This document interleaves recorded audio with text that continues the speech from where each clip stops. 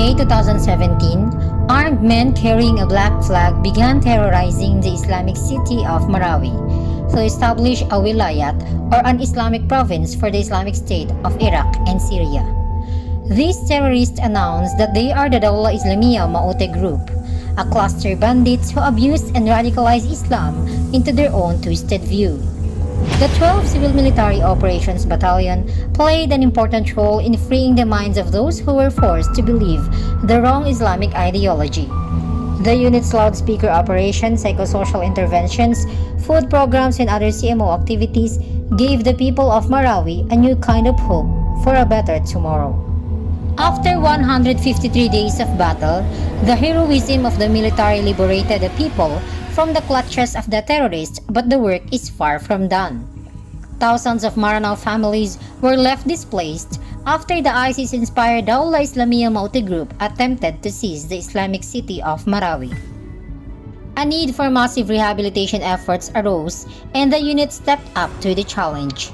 The 12th Civil Military Operations Kapatiran Battalion was formally activated on 01 December 2017. Played under operational control of 103rd Infantry Harapan Brigade 1st Infantry Division, Philippine Army, temporarily stationed in Barangay Cabingan, Marawi City until November 2019, and was transferred permanently to the premises of Headquarters 103rd Infantry Harapan Brigade, Kapatiran, Marawi City. The unit was given a mission to provide CMO support to the Joint Task Force Zampelan in the conduct of development support operations and in preventing and countering violent extremism within Marawi City and Lanao del Sur. The 12th Civil Military Operations Kapatiran Battalion is organized with 3 companies: the Headquarters and Headquarters Company and Research Production Dissemination Company, and are both allocated at Marawi City, Lanao del Sur to provide support to the 103rd Infantry Harapan Brigade 1st Infantry Division, Philippine Army in the recovery, reconstruction, and rehabilitation of Marawi City and enhancement of the prevention and countering violent extremism in Lanao provinces. While the 1st CMO Company is located at Barangay Busbus, Holosulu, with its mission to provide CMO support to the 11th Infantry Alakdan Division, Philippine Army, and the Joint Task Force Zampelan in their area of operation. It was on 21 June 2018 when the 12th Civil Military Operations Kapatiran Battalion was formally deployed under the leadership of Lieutenant Colonel Wilfredo Amoma, Infantry General Staff Corps, Philippine Army. The battalion successfully augmented in the Joint Task Force Lanao in serving the internally displaced persons during the Marawi siege.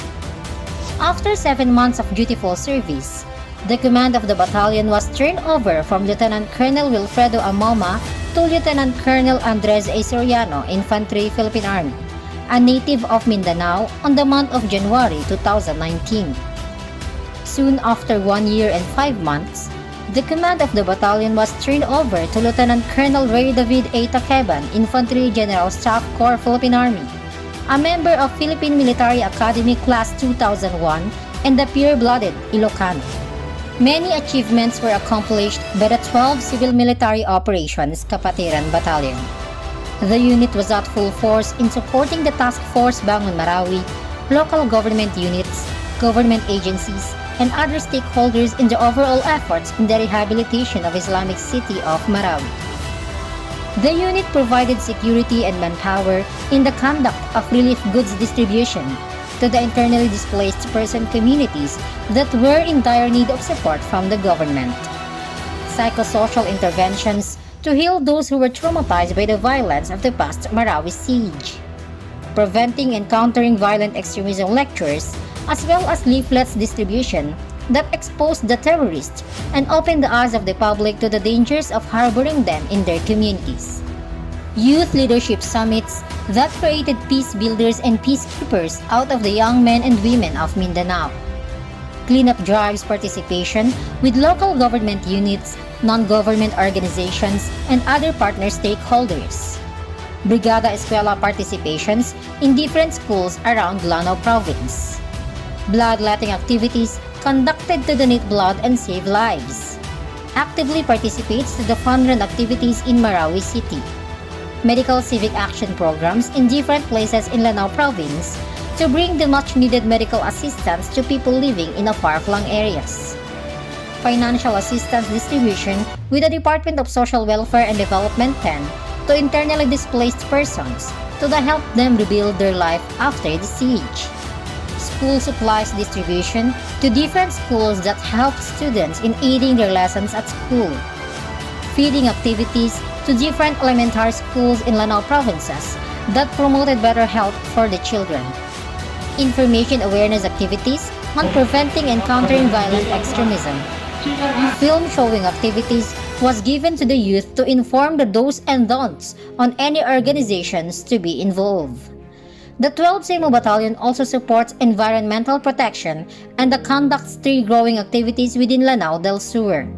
Aside from this, the unit will also initiated a social media campaign that produced countless PSYOPs materials and public affairs materials which dominated the information environment.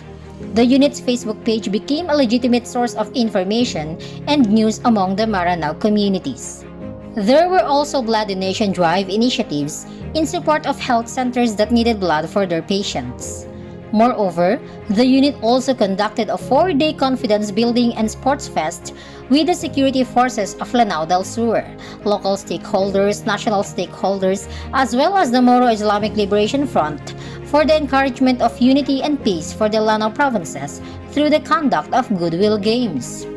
Aside from this, the unit also conducts CMO at Barangay Tampurong, Madalom, Lanao del Sur, wherein the unit stayed for 1 week and conducted cleanup drive, PCVA lectures, relief distribution, and mass condemnation together with Moro Islamic Liberation Front and 55th Infantry Vigilant Battalion, 1st Infantry Division, Philippine Army.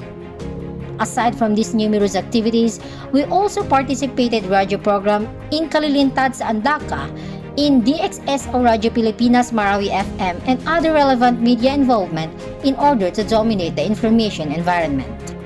Soon after, the unit provided its own online radio broadcast that will be shown live through DOSE's CMOBN Facebook page. Amidst the pandemic crisis of coronavirus disease, the unit is resilient in its mission, producing more CMO support to Maranaos. The battalion was made up of personnel who conducted loudspeaker operations around Marawi City to further inform the public with regards to do's and don'ts in a community quarantine protocol. Establish checkpoints within 3 barangays of Marawi City to be guided in health protocols and strictly follow the curfew hours under executive order of local government of Lanao del Sur. The unit also sent troops to provide security and manpower to a Maypakpak Medical Center. The combined forces activities of Information Support Affairs, Public Affairs, and Civil Affairs made the efforts and served to the Filipinos and the whole nation approach. The 12th Civil Military Operations Battalion still continues its mandate from past to date in order to win the hearts and minds of the people and to achieve the long-lasting peace and freedom against threats to terrorism. The 12th Civil Military Operations Battalion still remain as the Kapatiran Battalion, where you can approach and call in times of queries and needs. We vow to live by our mandate, to increase the will of the soldier to fight, to weaken the enemy to resist, and to gain the trust and confidence of the people by winning their hearts and minds. Happy 3rd Anniversary 12th Civil Military Operations Kapatiran Battalion!